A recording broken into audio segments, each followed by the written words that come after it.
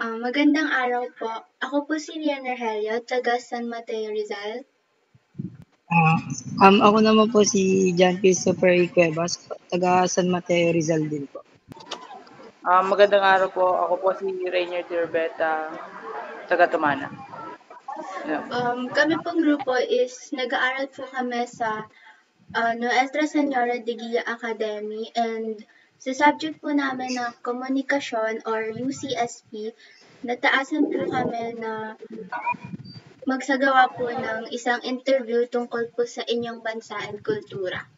Maaari mo bang ipakilala ang iyong sarili at maaari bang magsabi ng ilang bagay na nagpapakilala sa inyong bilang isang tao mula sa inyong bansa?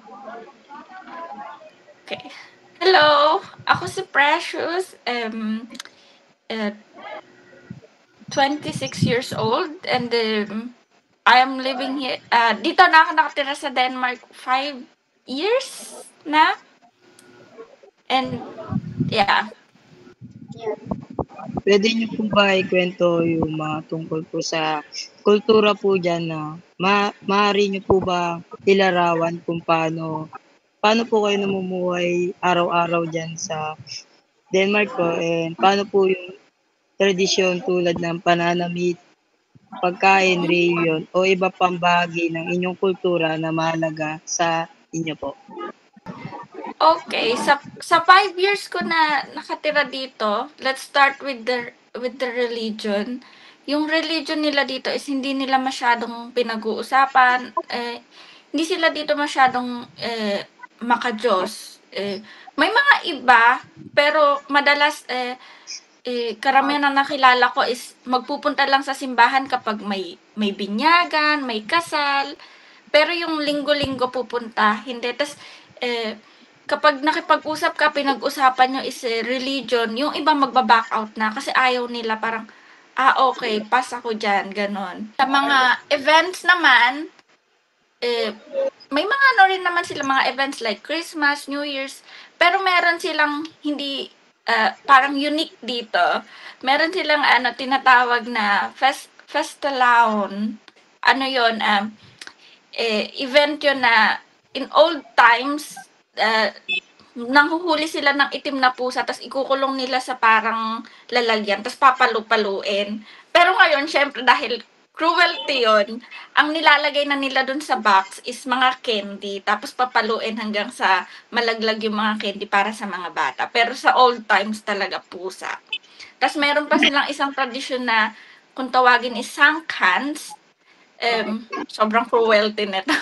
Kasi nung old times nila about dito sa parang tradition nila na to is tinitignan nila yung mga tao kung sino yung parang mukhang witch, itapali nila tapos sisindahan nila sa apoy. So in short, papatayin nila yung tao kasi lang parang tingin lang nila is mangkukulam. Pero ngayon, syempre bawal na yon. Ang ginagawa na lang nila is gumagawa sila ng parang dayami na hugis tao. Tapos sisindihan nila para syempre makip pa rin nila yung tradition nila. Ano naman po, yung may tradition po sa pananamit po? Sa pananamit, actually, sila, yung mga girls, they actually like to wear something, hindi sila elegant kung mag-wear, kunwari t-shirt lang, ganyan. Parang boyish nga kung manamit mga babae dito eh. Naka-long pants, tapos, ganyan. And then, sa mga boys, minsan makakakita ako, nakabag sila. Ang weird lang kasi parang, di ba sa atin, pang babae yun. Dito parang normal lang. Tapos, and they can wear what they want. Kahit ano, kung basta komportable ka. Ano naman po, yung about sa kasaysayan po ng inyong bansa, pwede niyo po ba ipakilala yung mga bayani na mahalaga po dyan sa pakikipagkilanlan po ng bansa? Sa bayani, wala akong kilala, pero may mga ibang tao akong kilala tulad ng dahil monarchy sila, yung naabutan kong royal before is si Margrethe the second. Margrethe II. Siya yung queen nung dumating ako dito. And then, this 2024, isinalin ni Margrethe yung crown niya sa anak niya. This last year Christmas 2020, New Year, December 31, 2024. Sinalin niya yung crown niya sa anak niya na eldest son niya. Dalawa kasi yung anak niya, lalaki. Si Frederick X. So yun, siya na yung king ngayon. Next question. Ano-ano mga bagay na dapat naming subukan kapag nasa bansa nyo kami? Ang Denmark kasi famous siya for known as bike country kasi mas marami yung bike nila kaysa sa population ng tao. And kapag nasa big cities kayo, mas maganda yung magbisikleta lang kasi sobrang traffic kapag naka-car kayo, ganyan. Minsan yung 10 kilometers, pupuntahan yung mga 20 minutes, ganyan. Kasi nga sobrang traffic. Unlike kapag nakabisikleta kayo, dahil kahit saan kayo magpunta dito is may bike lane. So, walang traffic kapag nakabike. Always priority. And things to do, what else? Dapat i-try nyo yung Legoland. Familiar kayo sa Lego? Yes. Opo. Yeah, Lego was invented also here in Denmark. Yeah. So, yung Legoland is para siyang Star City. Yan. Try nyo yan. Famous sa kanila is talaga yung yuge-yuge, yung parang pupunta lang kayo sa restaurant and then uupo kayo, bibili lang kayo ng coffee and cake or alak, bawal pa sa mga bata. Yan, magbili lang sila ng beer and then yan, beer lang. Ganyan, upo lang sila. Tapos, yan, try nyo yung ganun kasi parang part kayo ng Denmark kapag ginawa nyo yun. Parang upo lang kayo, yan. Maganda na pumunta ng zoo, which is ma-experience nyo yung mga animals na hindi natin makikita dyan sa Pinas. Yan. Next po, ano po yung mga lugar na pwedeng puntahan po ng mga turista para mas makilala po nila yung bansa ninyo? Okay, sa places I will recommend castles, mga castles. Kasi sa castles may mga museum sila, which is sa loob ng museum, sa bawat castle meron sila iba't ibang museum. Kunwari, yung pinakamalapit dito sa amin yung nakalimutan ko yung pangalan. Basta yung castle niya, pag pinasok niyo siya is yung castle is surrounded by water and then sa loob yung mga cars, mga old cars. Pero recommend talaga kung pupunta kayo dito, maganda, i-visit nyo yung mga castles kasi magaganda sila, tapos pwede kayo mag-pictures. Yan. Usually, marami dito pupuntahan nyo, free lang sila. Free lang na puntahan or sobrang mura lang. Ano naman po, next naman po is, ano po yung mga wika na ginagamit po sa inyong bansa? And ilan po ang mga pangunahing wika ng inyong bansa? May mga katutubong wika rin po ba? At paano po nakakaapekto ang mga wikang ito sa inyo sa pang-araw-araw na komunikasyon po?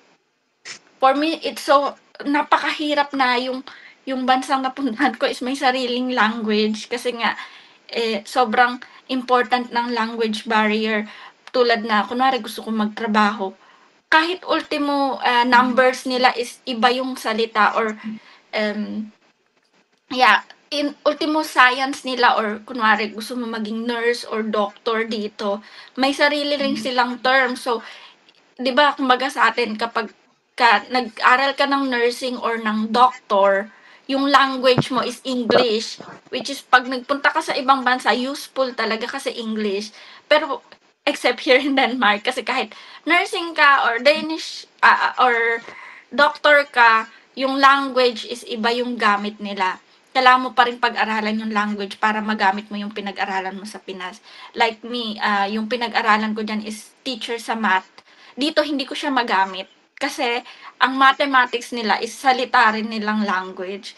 For example, yung numbers is naka-translate din sa language nila. Kahit yung mga shapes, iba rin lahat. As in lahat, iba. So, hindi rin ako makakapagturo hanggat hindi ko matapos yung language school nila. Last question po, bakit po namin dapat bisitahin yung bansa ninyo? Ano po yung mga dahilan kung bakit sulit po pumunta sa bansa ninyo? Ano po yung mga bagay na hindi matatagpuan sa ibang bansa? pag pumunta kayo dito, try nyo yung mga cuisine nila talaga, yung famous food nila, like, steak place, basta yung tawag, parang, ano lang sa atin, pork chop. pero ang gusto ko sa kanila is masasarap yung mga sauce na gawa nila, talagang unique. Sabi ko nga, kung uwi ako ng Pinas, pwede ako mag-open ng restaurant, tas yung i-open ko is yung Danish. O, di nyo na kailangan pumunta dito. Bili na lang kayo, ganon. Pero yon, try nyo yung mga different food nila dito. Okay. Part siya ng Europe and tabi siya ng Germany. So German kilala nyo. Opo. Ayun. Hindi siya ganun yung bansa namin, hindi siya ganun kakilala. Pero sobrang sabi ko, naswerte ako dito sa bansa kasi kung pupunta kayo dito tas gusto nyo magstay dito, sobrang ganda ng system nila. Sobrang free ang school, tapos free ang hospital. So, hindi mo po problemahin ang hospital bills. And they also have a clean country and lower din ang crime dito. Pag dito nakulong ka, meron silang tinatawag na yung parang pass na pag narinig ko lang 'to, hindi ako sure, kasi hindi ko naman na-experience sa kulungan. Kumbaga meron silang ilalagay sa'yo ta's puwede kang lumabas, malaya ka. And yeah, they also called one of the happiest country. Kami po ay lubos na nagpapasalamat sa inyo sa pagsama at pagbigay ng kaalaman sa amin. Maraming salamat. Thank you. Okay. Good luck sa inyo and sana maging maayos. And sana nakatulong ako. Thank Yun you lang. po. Po. Thank you.